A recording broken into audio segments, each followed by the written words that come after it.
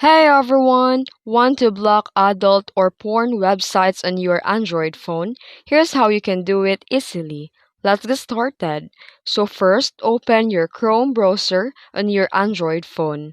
Then here tap the three dots at the top right corner and select the settings.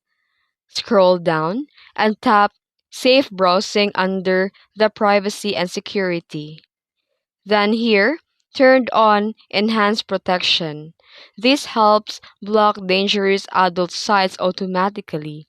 You can also open the Google Play Store and select Family and click the parental controls and turn it on to restrict explicit content.